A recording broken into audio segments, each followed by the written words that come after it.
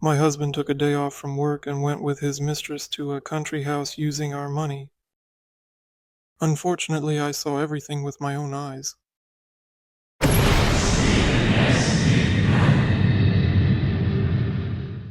If someone had asked me a couple of years ago if I was happy in my marriage, I wouldn't have thought to answer anything other than yes. Edward was my support, my best friend. We met at work. He was one of those confident guys who walks into a room and automatically becomes its center. And I was just an accountant at the same company. Quieter than water, lower than grass. I don't know what he saw in me back then, but 6 months after we met, he proposed to me. Our marriage wasn't perfect, but it was ours. Together we got a small house on the outskirts of the city. We repainted the walls, picked out furniture at sales, drank wine from plastic cups while sitting on the bare kitchen floor. Those were our best days. We didn't have children. At first we weren't in a hurry, then it just didn't happen. At first I cried, then I came to terms with it. And Edward, he started to be silent more often. He brushed it off when I asked if he was okay. He buried himself in work, came home late. I noticed how he was holding onto his phone more and more often, even in the bathroom. He laughs when he's texting, but says it's just a chat with colleagues. I tried not to be jealous. After all, we are adults. Sometimes we had dinner together. He almost never looked me in the eyes.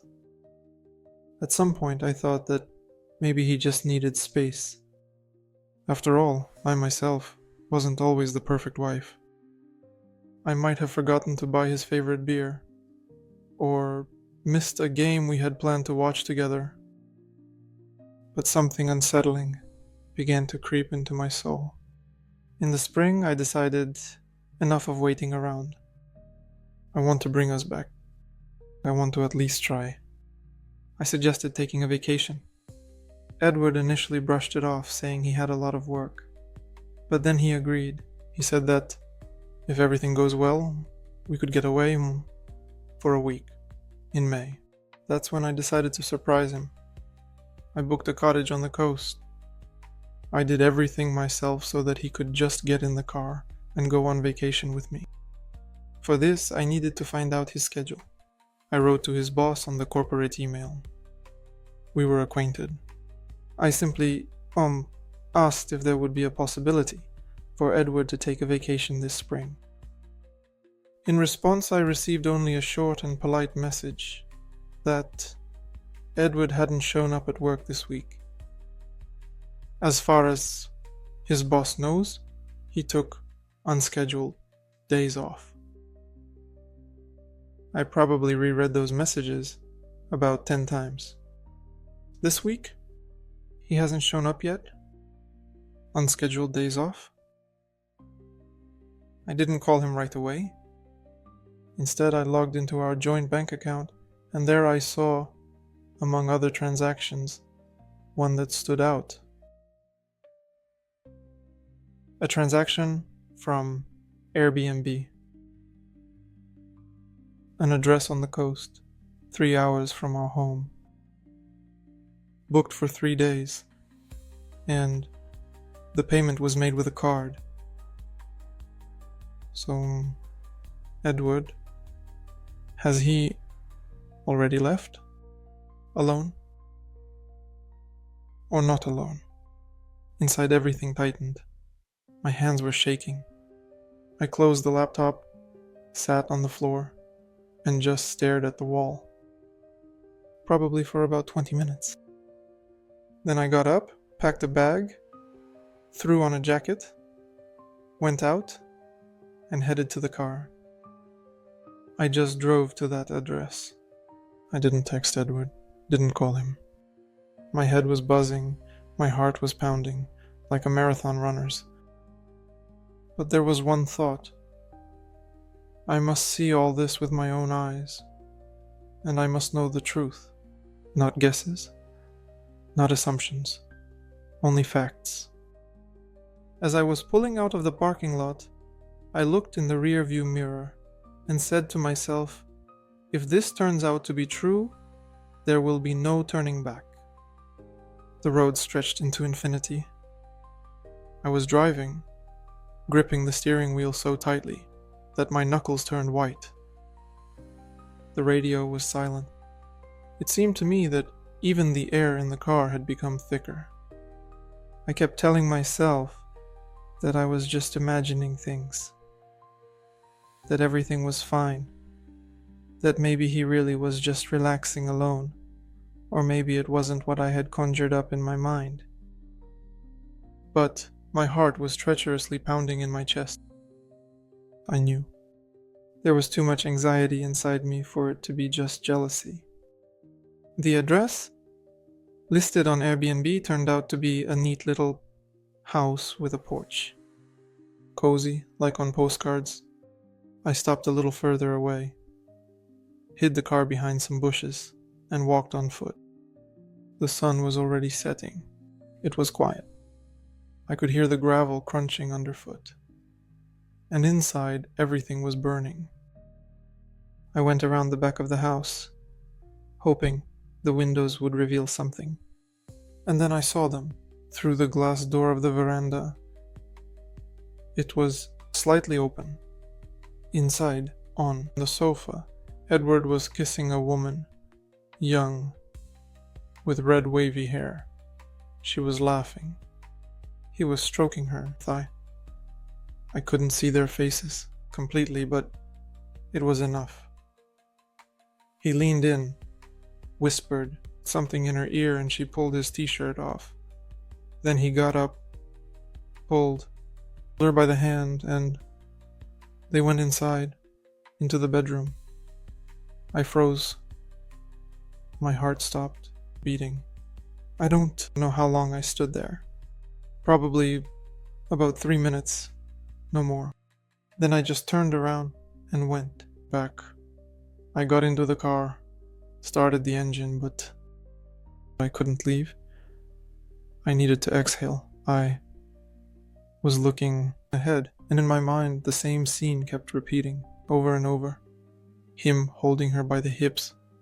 That's it. My Edward. My husband. The man with whom I was building a home. With whom I cried tears of joy when I thought we were going to have a child. And he's with someone else. Happily. Easily. In a beautiful little house. Where I wasn't even invited. I remember whispering to myself, "You're doing everything right. You did everything right. You came. Now you know. There's no room for doubt anymore." Only then was I able to start the car and drive away. Home. But not to him. Just home. Into emptiness. The first night I didn't sleep. I just lay on the bed, hugging a pillow and staring at the ceiling.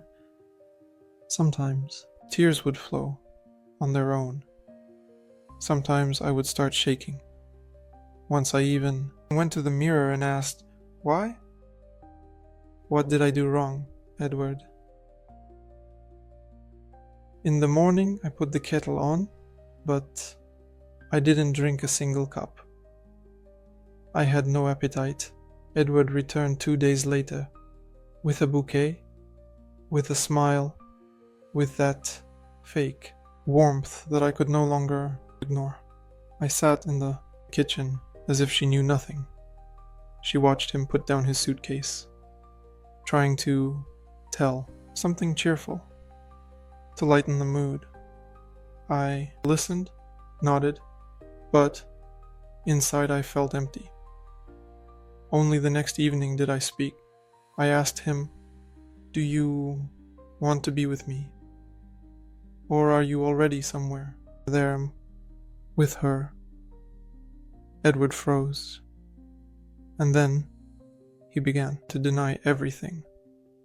He said she was a colleague, that they were just relaxing, that nothing happened. I remained silent. I knew. I saw. I felt it. A day later, I filed for divorce. No scandals, no shouting. I just signed the papers and left them on the table. He tried to talk, shouted that it was a mistake, that I misunderstood everything, but I didn't respond to him, simply because there was no point anymore. I didn't expect Edward to confess right away. When we sat down at the table with the lawyers, he, almost immediately, admitted that he had indeed been unfaithful. For a long time, several years, that at first he didn't want to destroy everything, but then he just couldn't stop. He tried to justify himself. He said that after several years of unsuccessful attempts to have a child, it was very hard for him. That he felt lost, empty, and unwanted by anyone. I remained silent because there are no excuses for infidelity. The process was brief. We both understood that nothing could be salvaged. He signed the papers without argument. The house remained with me. He took the car for himself. There wasn't much to divide, except for memories, and those can't be divided. You just relive them every night before sleep. The first 2 months after the divorce were the quietest in my life. I hardly spoke to anyone. I would just wake up, turn on the kettle, sit by the window, and watch life flow outside my house, as if everything was going on as usual, just without me. I deleted our shared photos. At first it seemed to me that it was impossible, but then my fingers pressed delete on their own, as if they were doing it for me. I blocked him everywhere. But sometimes I still caught myself, absent-mindedly, opening the profile where it has long been empty. The hardest part was in the evening, coming home and not hearing the familiar footsteps, not smelling his cologne, not asking how his day went. Just simple silence. Sometimes I would play old recordings from our trip to Utah. We laughed then, joked. He held my hand. I remembered how I wanted to become a mother, how I was afraid it would never happen. And then I found out that he was trying to have children with someone else.